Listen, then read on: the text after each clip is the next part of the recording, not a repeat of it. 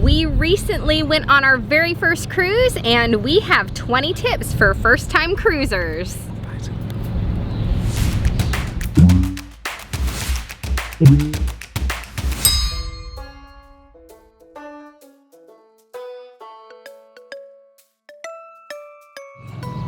Hi, this is Amy with TPF Trips, Places, and Fun, where we show you how... Oh. She took my line.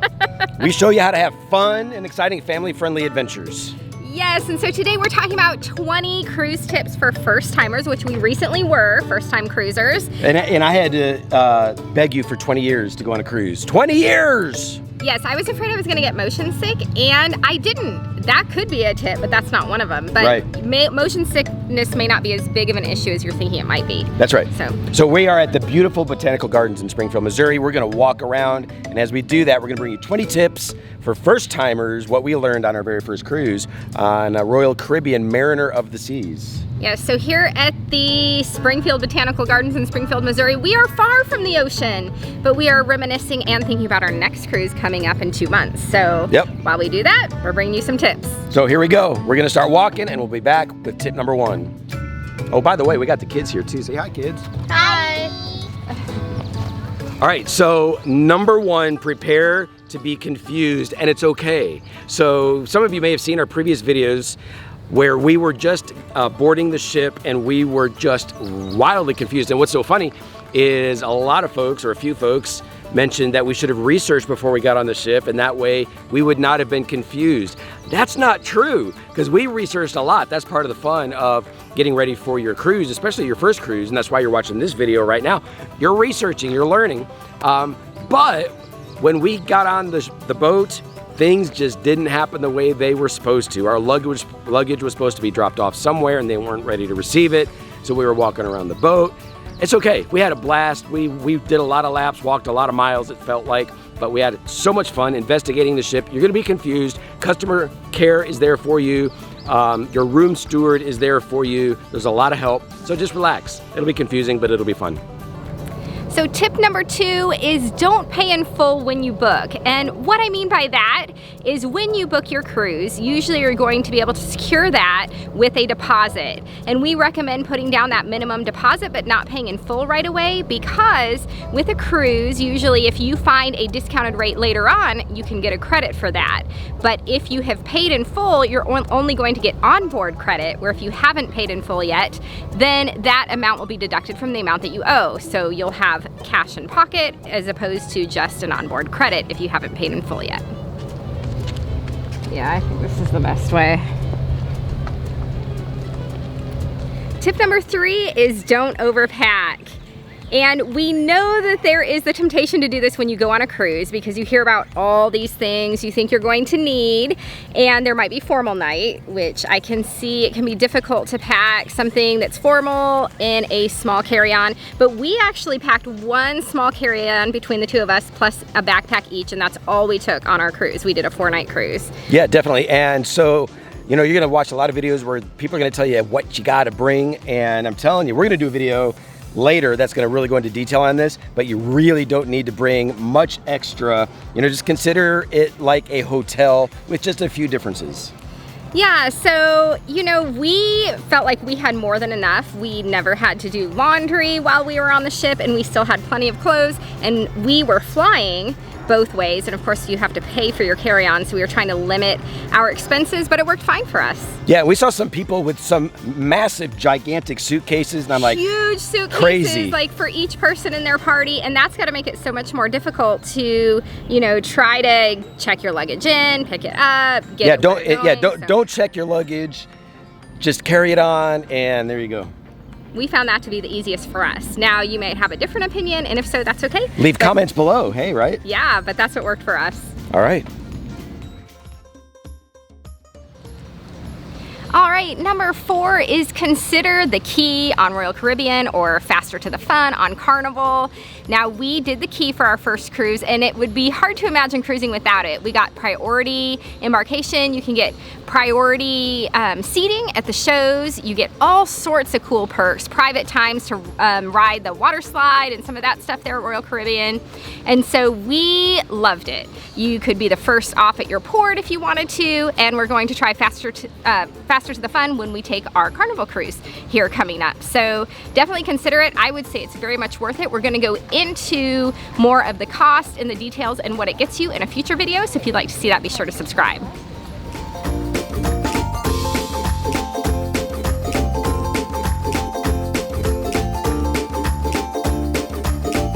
All right, tip number 5 for first-time cruisers. When you're going to the shows or pretty much anything that is scheduled, strongly encourage you to show up early. Now, if you have the Key on Royal Caribbean, you do have a reserved section, but they will pick up the reservation cards that are on the seats maybe 5 minutes before the show starts. So I would encourage you to show up 10-15 minutes early. Make sure you have the seat that you want. Don't show up late. Don't show up after the show starts. Definitely don't. If that has to happen, sit in the back. But yeah, get great seats, come early, sit up front, and you're gonna have a great first cruise. Let's carry on. Okay, tip 6 is excursions. We're gonna talk a little bit about excursions. So we would recommend that you consider different types of excursions. Now, there are sponsored excursions through the cruise line. We actually, probably the favorite excursion that we took was something we found on TripAdvisor. It was ranked very highly on TripAdvisor, and it was a foodie tour, and we loved that. And that was not a sponsored excursion, but that may be something to consider. Now, make sure you do something safe. Make sure that you read up on the reviews and make sure that it is a very highly acclaimed thing that you're gonna do. And now, something to consider with that is that if for some reason you can't make it into your port, like say the weather's bad and the cruise ship can't take you in or whatever, you may be out the money you spent on that excursion. So that is something to consider, sponsored versus non-sponsored. Also, maybe you don't want to take an excursion. Maybe you just want to sit on the ship and hang out and relax, or maybe you don't want to do anything that costs you, just want to kind of explore. So many different options. So just know that those options are out there.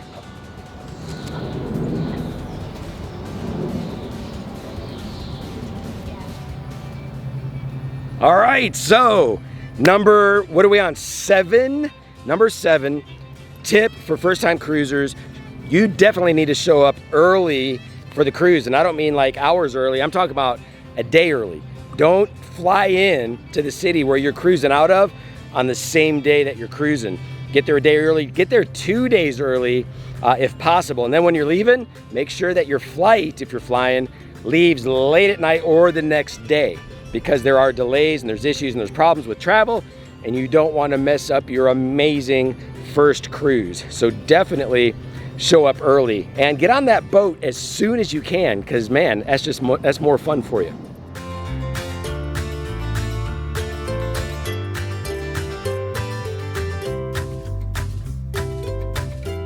Hey Ella, how old are you? 8. 8? What number are we on? We're on number 8. Wow! And in case you haven't noticed, it is a very hot day today in Springfield, Missouri. And we are all hot and sweaty, walking around the botanical gardens. But it's beautiful. Look at this. But it's large. It's large. I'm probably the most hot. It passed 6. Number 8. So tip number 8 is consider that there are a lot of things aboard the ship that do cost extra. Now, you don't have to purchase the extras. In fact, we had a great cruise with very limited extras. But our escape room was extra. We loved it.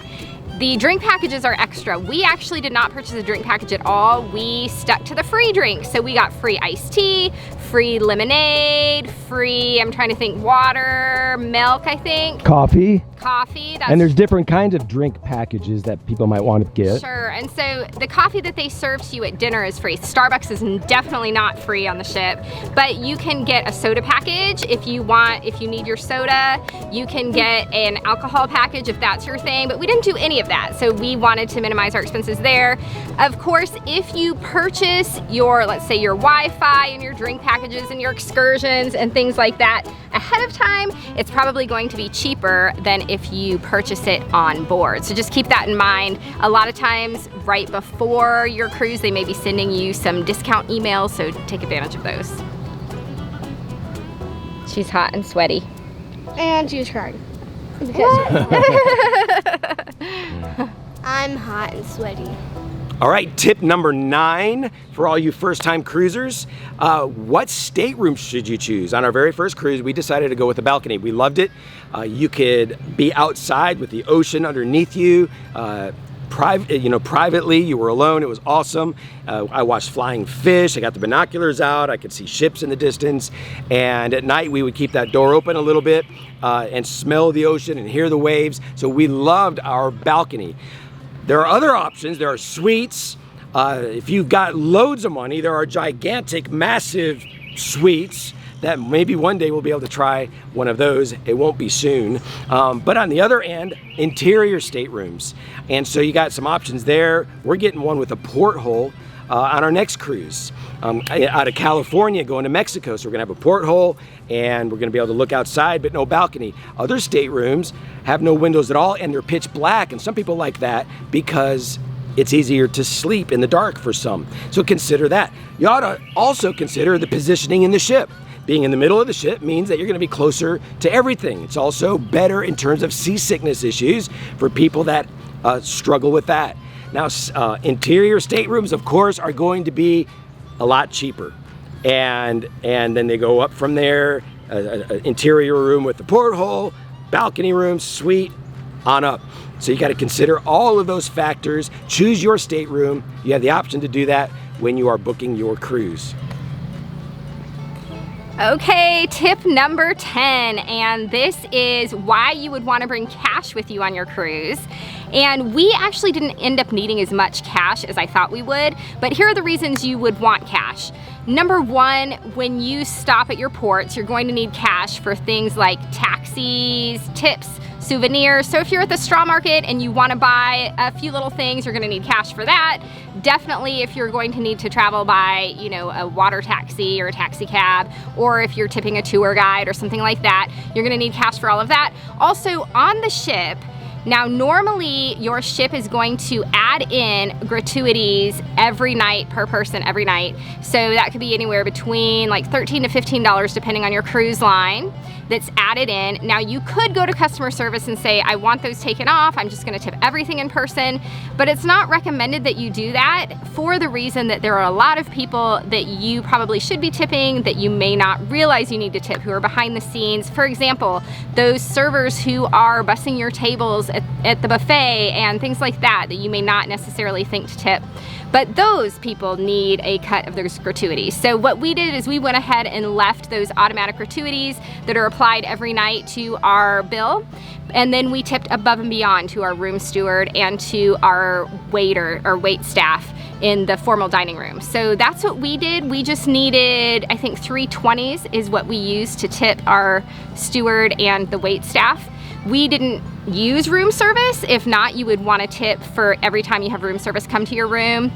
Luggage, if you have someone handle your luggage, you want to tip for that. Now we didn't do that either, but those are the reasons you would want cash. And we didn't really need a whole lot of cash other than those things, but those are some things to think about. All right, number 11, this is a quick and easy one. Do not skip the muster drill. In fact, be on time. Because when we were on the boat, people were rushing everywhere trying to find where they needed to go because there's groups of people need to go into different locations on the boat. So figure out where you're going to be before you have to be there, and then be there on time and enjoy the muster drill. It doesn't last long, and then the vacation begins.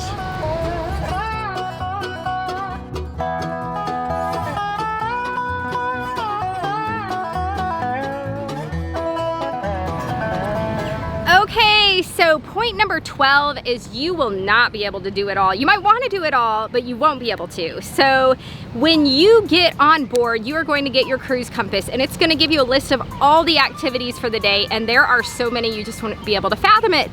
Plus, you'll get an insert with all the shore excursions that are available, and there is so much to do and so much fun to be had. You're going to have to narrow it way down, but take a highlighter with you. Go through each day and highlight the things that you really want to do, and just know that you're going to have to keep cruising over and over and over again in order to try all the different things you want to try.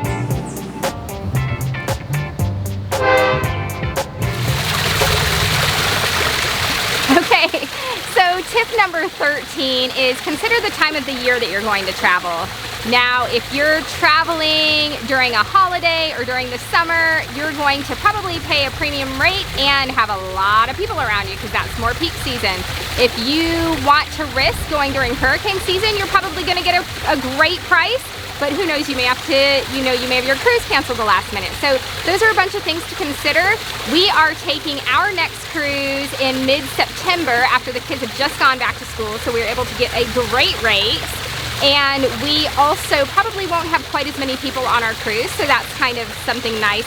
And we're actually going over to California. We're going to be leaving from Long Beach, California, where hurricanes aren't as big of an issue on that coast. So just some things to think about as you're booking your cruise.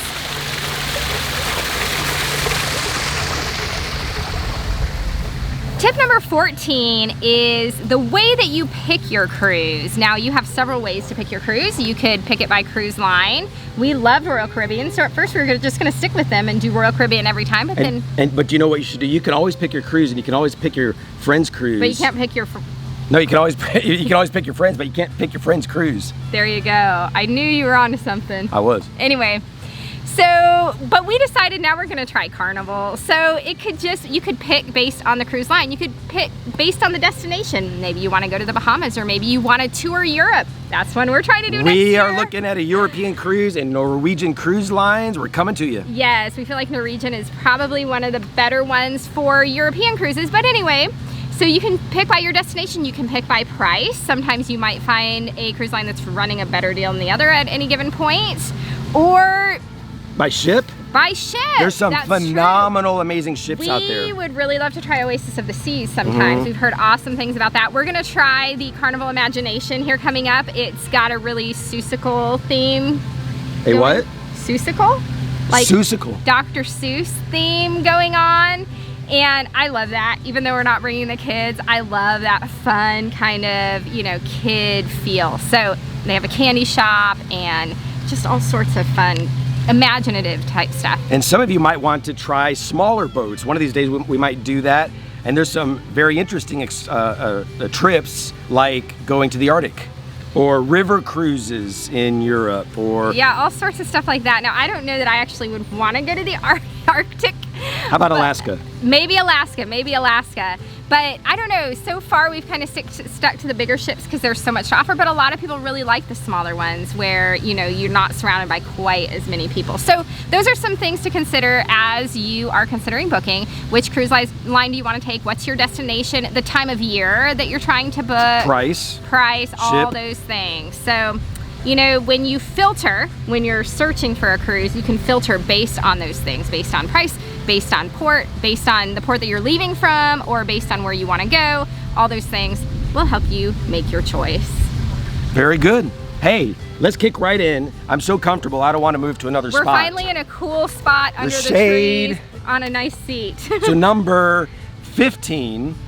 And by the way, there's a chance these numbers are out of order. We just got radically confused. So if it's out of order, it's out of order. We tried to fix it. Hopefully it's right. So you might get 21 of these. You might get 19. Who knows? But number 15, I believe, bring lots of power. You need to bring... You got the power. Bring, what do you call it? Power strips. Power strips. You cannot bring, what do you call it? Irons. Well, you can't bring an iron, but you can't bring what is it? I don't know what you're talking about. Surge protectors. Yeah, you can't bring surge the thing. protectors. The thing you really want to bring, you can't bring. If you want to bring the thing, you can't bring that thing. Do up. Why are we singing on point number 15? Neither of us are singers. I think it's heat stroke. It's the heat.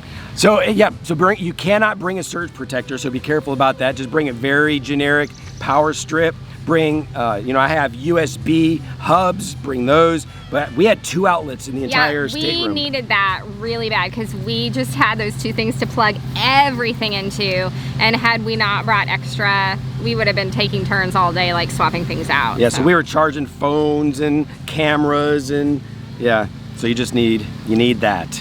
Yes, you do. So we're gonna move on to number 16. We're gonna find another place. We'll try not to sing to you anymore. It could happen though.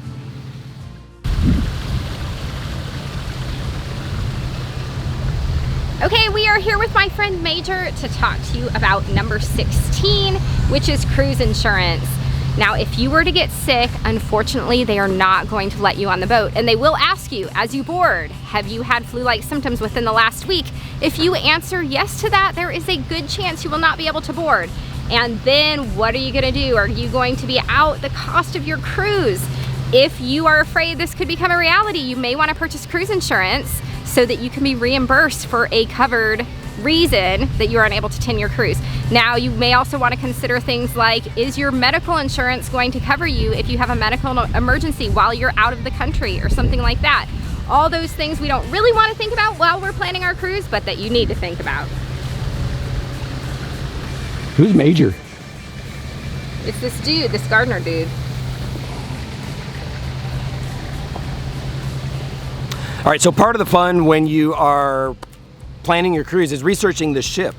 And so you can go online, and it's incredibly detailed, what you can do, where you can stay, where the restaurants are, where the theater is, the shows that are going to be playing. Oftentimes they will let you know about that, all of the different decks. Now, I will tell you this, you can research till the cows fly home. I don't know, is that a thing?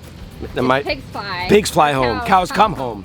You can research till the cows come home and the pigs fly, and you will still, if you go all the way back to one of our previous points, you're still gonna be a little bit confused, so don't let that bother you. You can get on that boat, you can have loads of research, and then you're gonna be like, where in the world are we? It's like being in a giant mall, and you're gonna be going up and down elevators, you're gonna be looking at the You Are Here map, and you're gonna try to figure out how to get to where you want to go, and you don't even really know where you want to go, and it's a whole big thing, and it's fun to get lost, but still, you can still research the ship before you get on board. Definitely do that before choosing your stateroom, because you're going to want to make sure that you are closest to the action, and so keep all of that in mind. And it'll also help you plan what amenities you want to take advantage of and what attractions and different things like that. So definitely research your ship before you even book it. Number 18 is you might want to consider bringing your own snorkel gear. And if you can fit it, now of course it will take up a little bit of space, but we fit it when we only brought one small carry-on between us plus backpacks. And this saved us a lot of money. It was going to cost a good amount to rent snorkel gear for one day at Perfect Day at Coco Cay, but we brought our own, and then they gave us our vests for free and free lockers. And so as long as we had our mask, and we were able to get the vest for free. And so we actually were able to get the full face mask, which is what we wanted on Amazon. Over there at Perfect Day for rent, they just had, the goggles with the little whatever that's called. And that would be called the snorkel. It's called the snorkel. So, but anyway, we wanted to try the full face mask, which we really loved. And now we have it forever. So anytime we go on a cruise, if we can fit it, we can take that along with us. So if you feel like you have room, it's gonna be nice and new and clean if you bring your own. And also, remember to protect yourself from the sun. I thought I had lots of sun protection. I had a swimsuit cover up. I had lots of sunscreen. I had sunglasses. I had a hat that, came down flowing over my shoulders. I still got so sunburned. So bring everything that you can, rash guard, sunscreen, sunglasses, everything, and reapply. I reapplied like 4 times and still got so burned. So very important, protect yourself from the sun. I saw so many people that just looked miserable because they had gotten so sunburned. So bring your sunscreen, bring your equipment, bring your snorkel gear if you can fit it. 2 swimming suits. 2 swimming suits is a good idea because one may be soaking wet from the day before and you don't necessarily want to get into a wet, cold swimsuit. So 2 swimsuits is a good idea. All right, number 19, I think number 19. Don't be late when you're getting back on the ship after spending a day in one of the ports. And if you want to have a lot of fun and be entertained, go on YouTube and look for videos of people that missed the ship and they're running back to the ship and the ship is pulling away. That's a bad day because the ship is not going to help you get from whatever little island you're on all the way back home. You're going to miss the rest of your cruise. So do not be late on port day to get back on the ship. And so you want to consider your excursions, especially excursions that are not sponsored by the ship. If you're just reserving your own excursion, you better make sure that it gets done way in advance so you can get back to the ship, back to the pier and get back on the ship. So definitely do not be late unless you want to be on YouTube and have people laugh and laugh and laugh and laugh. Hey, look, it looks like it's gonna rain. And we are here with tip 20. It's our last tip and it is get addicted.